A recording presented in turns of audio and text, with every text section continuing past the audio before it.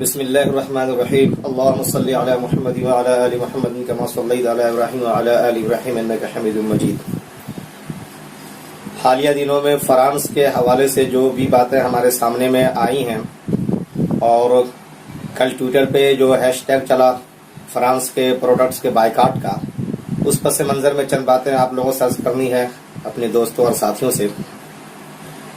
دیکھیے، مغرب کا معاملہ یہ ہے اصل کہ وہ آزادی، فریڈم کو سب سے سپریئر، سب سے اعلیٰ و بالا اپنا عقیدہ سمجھتے ہیں وہ،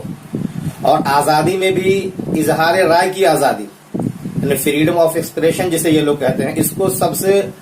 اہم، سب سے عزیز، اور یوں کہہ لیجئے کہ ان کے جو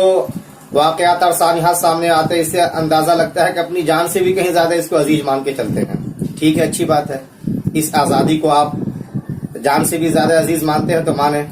لیکن ذرا سا ہم اس کا تجزیہ کرنا چاہیں گے کہ آیا یہ فریڈم آف ایکسپریشن یا اظہار رائے کی جو آزادی کا ڈھنڈورا پیٹتے ہیں، یہ کتنی حقیقت اپنے اندر رکھتی ہے اور کتنی منافقت، یعنی کہ آپ ان کی ہپوکریسی کو دیکھیں گے تو دنگ رہ جائیں گے۔ میں چند مثالیں آپ کے سامنے پیش کرنا چاہوں گا۔ اسی فرانس کے اندر ہولوکاسٹ، جس میں آتا ہے کہ یہودیوں کی ایک عام والی صورتحال پیش آئی تھی اور غارت گری کا جو سانحہ پیش آیا تھا،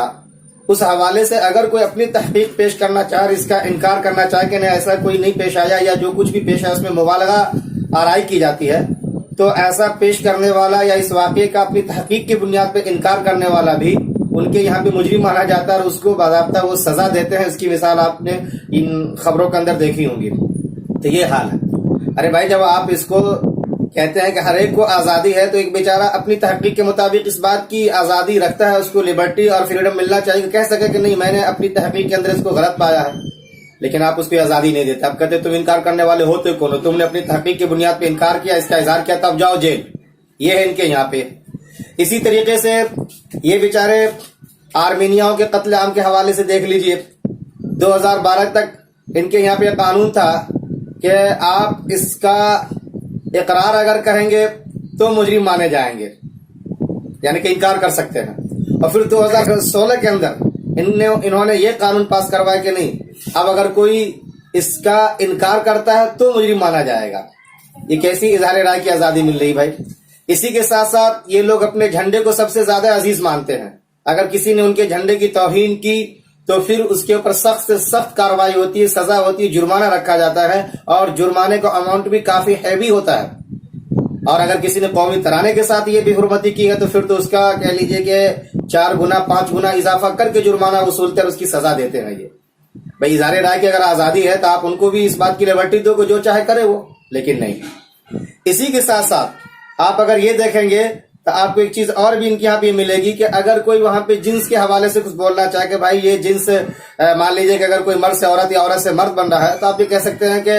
بھائی ٹھیک ہے ان کا معاملہ، لیکن اگر کوئی یہ کہتے، مان لیجیے اگر اس کا باپ بھی کہتے کہ میرا بیٹا یہ کیا کر رہا ہے، تو وہ کہتے ہیں کہ جنس کے خلاف بول رہا ہے، اس کے خلاف بولنے جانے پہ باضابطہ ان کے یہاں پہ پابندی ہے اور یہ جرم مانا جاتا ہے۔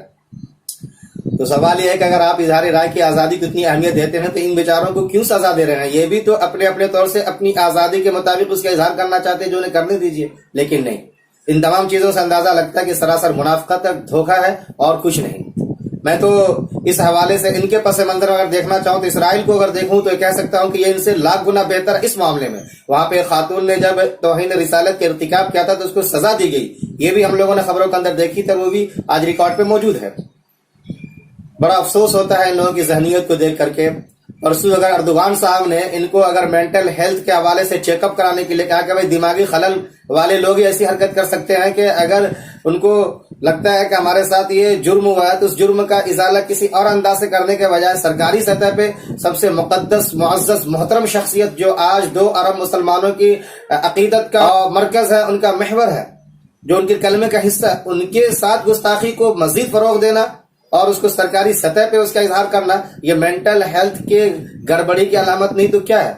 آج اگر اردوغان صاحب نے یہ بات کہی تو یہ وہاں سے اپنے جو قاصد یا ایلچی ہوتے جن کا سفیر کہا جاتا ہے ان کو واپس بلا رہے ہیں۔ اور غصے کا اظہار کر رہے ہیں، کیونکہ بھائی قاصد اور ایلچی کو بحال اس لیے کیا جاتا ہے کہ دو ملکوں کے بیچ میں جو سرگرمیاں ہیں، جو تجارت ہیں، وہ فروغ پائے، کچھ غلط فہمیاں تو اس کو بیٹھ کے نیگوشیشن کر کے حل کر سکے، لیکن آپ اس کو وہاں سے ہٹا رہے بجائے بھیجنے کی، کیوں؟ غصے کا اظہار کر رہے ہیں۔ آج آپ ایک فرد واحد پہ، جبکہ آپ کا ماضی کیسا رہا، کتنا داغدار رہا ہے، یہ بھی ریکارڈ پہ سب اس کو جانتے ہیں، اس کے باوجود اگر آپ فرد واحد کو یہ بات کہہ دی گئی ہے تو آپ کو اتنا ناگوار گزرا ہے، تو اندازہ لگائیے کہ جو سب سے مقدس معزز محترم شخصیت ہے صلی اللہ علیہ وسلم، ان کے خلاف آپ کچھ بولیں گے، ان کے خلاف اگر آپ بھونکیں گے اور یہ کہیں گے کہ اظہار رائے کی آزادی ہے یہ، تو پھر آپ کو کیسے گوارا کیا جا سکتا ہے؟ چنانچہ فرانس کے جو پروڈکٹس کے مصنوعات اور اس کے بائیکاٹ کی باتیں آئی ہیں وہ بالکل صحیح ہے، لوگوں نے پوری دنیا سے سپورٹ کیا اس کو وہاں کے جو بھی اچھے خاصے کاروباری حضرات ہیں، جو وہاں کے پروڈکشن ہاؤس ہیں، ان کو بھی سیریس لینا چاہیے اور انہیں اپنی سرکار کو آگاہ کرنا چاہیے کہ کیا ہو رہا ہے، غلط ہو رہا ہے، یہ 21ویں صدی کے اندر ہمیں کیسے آگے بڑھنا ہے، کیسے آگے جانا ہے، اس کے اوپر غور و خوض کریں، نہ یہ کہ ماحول کو بگاڑیں اور ماحول کے اندر تناؤ پیدا کریں، سماج کے اندر انتشار پیدا کریں اور کسی بھی طریقے سے عالمی پیمانے پہ بدنامی کا آپ ذریعہ بنیں۔ یہ ان کو بھی سمجھانے کی ضرورت ہے اور ان کو راستے دکھانے کی ضرورت ہے۔ اور پھر میں آپ سے کہہ دوں کہ یہ فریڈم آف ایکسپریشن کی جو بات کرتے ہیں یہ بالکل غلط ہے۔ اگر ایسا ہوتا تو جو مثالیں میں نے آپ کے سامنے رکھی ہیں کہ ان چیزوں کے اندر وہاں پہ نہ کوئی انکار کر سکتا ہے اور نہ کوئی اپنی اظہار رائے کا اچھی طریقے سے اظہار کر سکتا ہے، وہاں پہ اگر ایسا کوئی کرتا تو اس کو سزا دی جاتی ہے۔ اس سے اندازہ لگائیے کہ ان کے یہاں پہ کتنا محدود ہے یہ، بلکہ ان کو چاہیے یہ تھا کہ انہوں نے جو قانون بنایا تھا اپنی اس حقوق آزادی کے حوالے سے، ان کے اندر جو لمیٹیشن رکھے تھے ان کا آج ان کو پالن کرنا چاہیے۔ وہاں پہ کہہ رہا ہے کہ اگر کوئی انوسینٹ عام آدمی معصوم کو بھی اگر کوئی پرووک کرتا ہے، ان کو ڈیفیم کرتا ہے، ان کی بدنامی کا باعث بنتا ہے تو اس کو باضابطہ سزا دی جائے گی، اور یہ اظہار رائے کی آزادی کو یہاں پہ محدود کیا جا رہا ہے۔ تو آقا صلی اللہ علیہ وسلم کے حوالے سے آپ کو سمجھنا چاہیے، میں کہوں گا ان کی سیرت کو پڑھنا چاہیے، آپ اپنے اسکول کا نصاب کا حصہ بنائیں اور یہ سمجھنے کی کوشش کریں آپ کہ آخر مسلمان ان کو اپنے عقیدت کا مرکز و محور مانتے ہیں تو کیوں مانتے ہیں؟ سارے عالم کے لیے، انسانیت کے لیے اگر یہ بھلا کا اور ان کے فلاح کا سرچشمہ ہے ان کی ذات تو کیوں ہے؟ آپ بھی اس پہ تحقیق کریں، اپنے بچوں کو پڑھنے کے لیے کہیں اور اس کے بعد پھر جا کر کے آپ اپنی تحقیق کو سامنے ملائیں تو دنیا اس کو بہرحال دیکھے گی اور سراہے گی بھی۔ جزاک اللہ خیر، شکرا جزیلا۔ یہ چند باتیں تھی جو ساتھیوں کی طرف سے آئی تھی، میں نے اس کو پیش کرنے کی کوشش کی ہے۔ آپ لوگ اس کو سبسکرائب کر کے آگے بھی بڑھانے کی کوشش کریں اور اس کے پیغامات کو آپ بھی کریں۔ جزاک اللہ۔